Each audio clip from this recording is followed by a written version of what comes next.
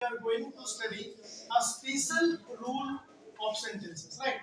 हम लोग एक स्पेशल रूल आज सीखेंगे जो एक बहुत ही अच्छे टाइप का सेंटेंस आपको बनाने सिखाएगा। ये बहुत कॉम्प्लिकेटेड और डिफिकल्ट सेंटेंसेस होता है जो भी इंग्लिश सीख रहे होते हैं वैसे स्टूडेंट्स के लिए, ठीक है। तो स्ट्रक्चर हम लिखेंगे बहुत ही सिंपल और इजी वे में हम लोग सेंटेंस को ट्रांसलेट करेंगे। जैसे subject plus V2 plus while plus V4। देखो ये जो स्ट्रक्चर है ना, ये एक मैजिकल स्ट्रक्चर है।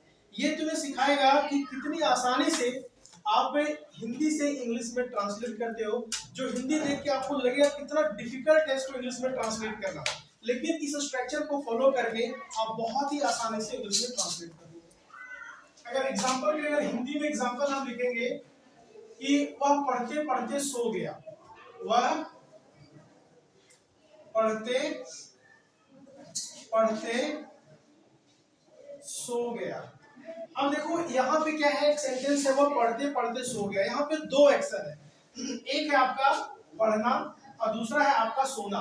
वो पढ़ते पढ़ते सो गया। तो सबसे पहले क्या करेंगे, यहाँ पे सब्जेक्ट, इस सेंटेंस में सब्जेक्ट कौन है, वह। तो वह के लिए क्या लगाएंगे, ही। अब यहाँ पे दो ऑप्शन है, एक V2 है और एक V4 है। यहाँ भी दो काम है, एक पढ़ना और एक सोना। तो किसका हम V2 लगाएंगे और किसका हम V4 लगाएंगे। तो जो दो बार लिखा पढ़ते पढ़ते, बोलते बोलते, खेलते खेलते, यानी कि कंटिन्यू एक्शन था, तो इसके लिए V4 यूज करेंगे। और जो सोना, जो बाद में एक्शन जो आया है यहाँ पे, है ना, उसका हम V2 यूज करेंगे। तो जो दो बार वर्ड लिखा रहेगा वर्ड का, उसे हम लोग क्या करेंगे,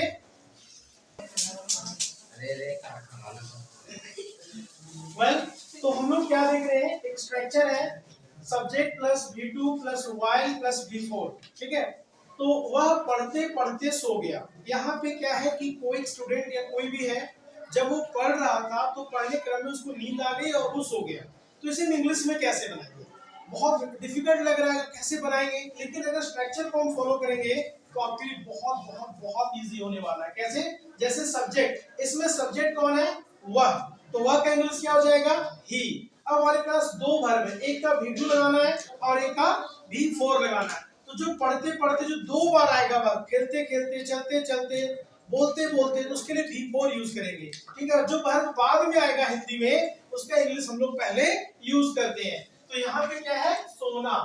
तो सोना इंग्लिश क्या होता है, स्लीप। तो उसका V2 क्या हो जाएगा, स्लैप। तो ही स्लैप। फिर लगाएंगे हम लोग while, यहाँ पे while यूज करेंगे। He slept while studying। जब वो पढ़ रहा था तब वो पढ़ते पढ़ते क्या हो गया, उसको नींद आ गई और वो सो गया। He slept while studying। अगर मोर एग्जांपल के बारे में हम बात करें तो हम क्या देखेंगे, जैसे वह चलते चलते गिर गया, वह चलते चलते गिर गया। अब देखो यहाँ पे क्या है कि कोई एक आदमी है, वो रोड पे कहीं चल रहा है, अचानक उसको चक्कर आती है और वो गिर जाता है। तो कोई बोलता है कि वो चलते चलते गिर गया। तो सबसे पहले क्या करेंगे, इसमें सब्जेक्ट कौन है, अगेन यहाँ पे ही। उसके बाद दो वर्ब है, एक है चलना, दूसरा है गिरना। तो चलते चलते जो कंटिन्यू एक्शन था उसके लिए हम लोग V4 यूज करेंगे। और जो अचानक सडन कोई काम हो गया उसके लिए V2 यूज करेंगे। तो गिरना इंग्लिश क्या होता है, फॉल। फॉल का V2 क्या होगा, फेल। तो ही फेल, ही फेल। फिर यहाँ पे हम while का प्रयोग करेंगे, क्या यूज करेंगे, while का प्रयोग करेंगे। ही फेल while, चलते चलते, I mean walking. He fail while walking, वह चलते चलते गिर गया। तो आप देखिए, अगर हम स्ट्रक्चर को फॉलो करते हैं तो डिफिकल्ट से डिफिकल्ट सेंटेंस को बड़ी आसानी से ट्रांसलेट कर सकते हैं। क्लियर है, फाइन, इसे नोट करो सारे बच्चे।